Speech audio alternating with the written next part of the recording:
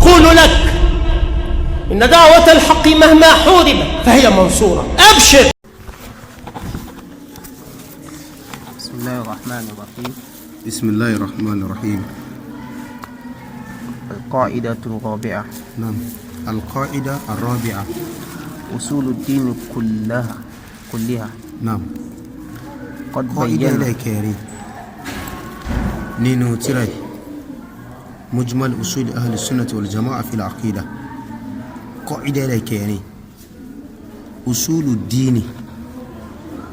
ìpìnlẹ̀ ẹ̀sìn, àwọn ìpìnlẹ̀ ẹ̀sìn, foundation rẹ̀, gbòǹgbò rẹ̀, gbogbo ẹ̀ lápapọ̀ rẹ̀. Qad bayyanaha an-nabiyyu sallallahu alaihi wasallam. Ní ti pàápàá Ànábì ti ṣàlàyé ìkẹ́lọ́ àtàrà kó máa bá ó ti ṣàlàyé gbogbo tá a mọ̀ ní ìpìnlẹ̀ tó jẹ́ foundation tó jẹ́ gbòǹgbò ẹ̀sìn. Ànábì ti ṣàlàyé ó ti yànnàná zahiran walaysa li ahadin. Àǹfààní ò sí fẹ́ni kankan, kò tọ́ fún ẹni kankan an yuhditha shay'an, kó wá dá nǹkan tuntun kan lẹ̀ za'iman annahu min ad-din, tí ó máa pinnu tí ó máa lérò pé in tó ń dálẹ̀ inú ẹ̀sìn ló wà. Eléyìí ò lẹ́tọ̀ fẹ́ni kankan torí pé already gbogbo tó jẹ́ ìpìnlẹ̀ tó jẹ́ gbòǹgbò Ànábì ti ṣàlàyé ṣẹ́rígẹ́tì bábí kí ló kù ká tẹ̀lé ní tí Ànábì ti ṣàlàyé kalẹ̀ ni ṣẹ́rígẹ́tì bábí ní ló fà tó jẹ́ pé ahlu sunna wọ́n dúró lórí pé gbogbo tó bá jẹ́ bídíà á láti gbogbo tì ní torí pé bídíà ìtumọ̀ rẹ̀ ni pé Ànábì ò tí ṣàlàyé tán. Àwọn nǹkan kan ni tí ó jẹ́ pé tó ń bùkátà sí àlàyé tánàbí ò ṣe, ìtumọ̀ bídíà nù. Ẹni tó bá wá ń ṣe bídíà yẹn bí ìgbà pé ń sọ fún wa pé Ànábì ò jẹ́sẹ́ pé, ìtumọ̀ rẹ̀ nù. Ànábì ò complete message Ọlọ́run fi hàn, ìtumọ̀ bídíà nìyẹn. So in tó kéré ni in tó tóbi ni kò sí bó bá ṣe kéré tó Ànábì ṣàlàyé ṣẹ́dígẹ́tì bá aha náà. القاعدة الخامسة. إليك كاي التسليم لله. وني قاعدة إليك التسليم لله.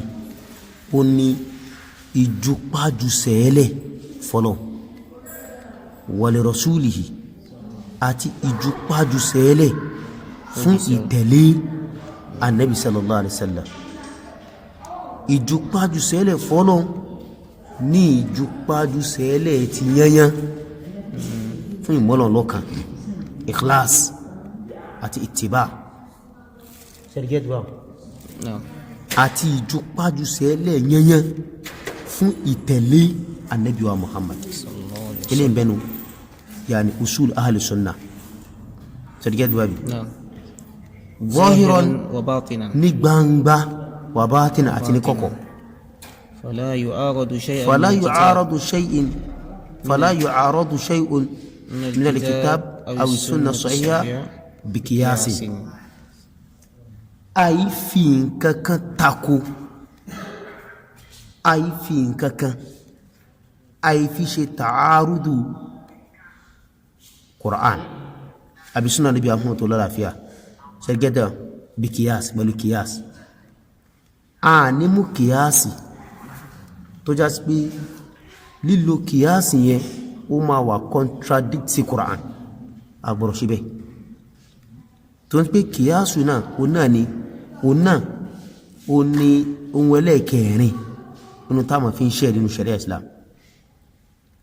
Àmọ́ tí ò bá sí aya Qur'an, tí ò sí hadith, tí ò sí ijma látò bùkátà sí kíni qiyas. Tí aya bá ti wà, Qur'ani wà, hadithi wà tó lálàáfíà, a nídi qiyas kakama ṣẹ́dígẹ́dìbọn. A máa lo qiyas ni lórí mas'ala táà bá rí nasi tí ń sọ̀rọ̀ lórí kìníyẹ ṣẹ́dígẹ́dìbọn láwọ́ bùkátà sókè ẹjá wo nǹkan mí tí nasi sọ̀rọ̀ ń parẹ́ táà lè fi ṣe qiyas rẹ̀ táà fi fún náà ní dájọ́ sẹ́dígẹ́tì bábí adẹni alkiyas albatil alkiyasu albatilu ó ní àbí akásùgbà alkiyas alfasid ó ní kiyas èyí táwọn bídí àmọ́ ṣe níbi sifat níbi asma o sifat mathalan ọlọ́run gbọ́rọ̀ àbí aya Qur'an fi nílẹ̀ pé òun gbọ́rọ̀ wa huwa as-sami'u al-alim olùgbọ́ni olùmọ̀ni naam ọlọ́run fi as-sam'u ìgbọ́ ó fi kíni ó fi ròyìn ara ó fi jú ara ìfúnra láàrin àwọn bídí àwọn wá ṣe kìyàsù títọ́ mọ́nìyàn àti tọ́lọ́n wọ́n ṣe kìyàsù ẹ̀sìra wọn látàrí pé wọ́n ń sá fún temthil wọ́n ń sá fún kíni temthil wọ́n kọ́kọ́ wá ṣe in tí ó jẹ́ kìyàs wọ́n fi tọ́ mọ́nìyàn wí tọ́lọ́n wọ́n sì wá ṣe ta'til wọ́n sì wá lé tọ́lọ́ ọba dànù sẹ́rgẹ́dì bá irú kìyàsù lé nìsín kìyàsù ní fásit kan tó ṣe ta'til wọ́n tó kọ́kọ́ fi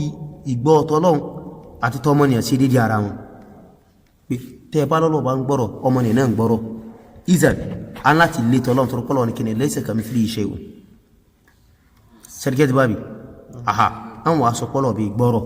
láti pé wọ́n fẹ́ stíwì wọ́n fẹ́ sá fún kíni àtẹ̀msí ẹgẹ́dì bá irú kìyàsù ilé nìsìn kìyàsù ní sí òsì kíni tó burú jáì so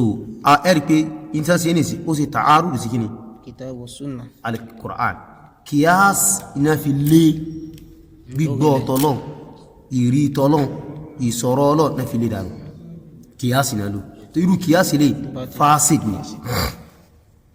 burúkú yẹn gẹ́ tẹ bábi aha wàlá zawkin ilé tàwọn súfínù ayi fi zawk wọ́n pè kíníkà ní zawk inú tasawuf o ní pé tí ìbára bá di àyíká adùn ìjọsìn adùn pé mo ti wọlé tí Ọlọ́run Ọba ìjọsìn yẹn ti di ògóngó ó ti wọ̀mílà ìwọ̀n amú ní zawk ní pé kíníkà ní zawk gbígbà pé ìmọ̀kan ni tó pé èèyàn máa ní tó pé tí ìmọ̀ yẹn bá ti wà lára ẹ̀ látàrí ìsúnmọ́ Ọlọ́run tí mọ̀ bá ti wà lára ẹ̀ o lè mú àwọn òfin wá tí ó yàpá sí Qur'an ṣẹ́gẹ́tì bá wọ́n fi zawq bí makani ṣẹ́gẹ́tì bá bí àwọn alo imam láti máa fi mú àwọn àdájọ́ kan wá tàbí àwọn òfin kan tẹ́ máa rí àwọn òfin yẹn ní ìrí tó yapa sí al-Qur'an àtàdí tà níbi Muhammad sallam nínú rẹ̀ náà ni kó sọ pé téèyàn bá ti dépò wọlé yìí kíni ìrun òjọ́ràn yẹn fún ma àwọ̀ òjọ́ràn yẹn fún ma inú rẹ̀ náà ní ká ma tú àyà Qur'an ní ìtú títí bátìnì àti ìtú kíni zahiri kan sọ pé ìrun nínú ma bátìnì ìtumọ̀ as-sala nǹkan ni ìtumọ̀ rẹ̀ ní ìmọ̀ zahiri ṣẹ́rìkẹ́ bábi aha mọ̀rùkú yà ní kílẹ̀ bá so a gbọ́rọ̀ fi zawq ká ma fi ṣe ta'arudu Qur'an àtàdísà ní bí a mọ̀ tó lọ́láfíà ṣẹ́rìkẹ́ bábi wàlá kashfin wọ́n pẹ́ kíníkà ní kashaf ṣẹ́rìkẹ́ bá wọ́n pẹ́ kíníkà ní kashaf o ní pé ìyẹn kàn lè rí gàgá nǹkan tí yà ní kíyàn orí nǹkan tí ó ṣẹlẹ̀ ìrìbó yìí ṣẹlẹ̀ sí Umar bin Khattab ṣẹ́rìgẹ́dì bá wọ́n wà lórí mímbàrí ó ṣe kútúbà nílùú Madina ó sì Ọlọ́run sì ṣe káṣàfí fún orí àwọn tí ń ṣe kíni tán jagun ṣẹ́rìgẹ́dì débi pé ń sọ̀rọ̀ wọ́n sì ń gbọ́rọ̀ rẹ̀ ṣẹ́rìgẹ́dì bá ẹ̀rì pé Ọlọ́run sí gàgá kíni ó sí gàgá bí kí ẹ máa rí tí ṣẹlẹ̀ lẹ́kọ̀ọ́ ní ìsìn sẹ́rìgẹ́tì bábí tó irú eléyìí àwọn Súfí wọ́n máa lo káṣàfí láti fi mú àwọn kankan wá tó ṣe ta'arud sí kíni al-Qur'an àti sunnah Nabi Muhammad sallallahu alaihi wasallam. So ayi fi kashaf ká fi mú òfin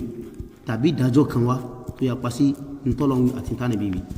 ẹlẹ́mìí àṣọ pé wọ́n ti ṣe kashaf fún ní ṣe pé salatul Fatihi ló lọ́lá jù gbogbo salati lọ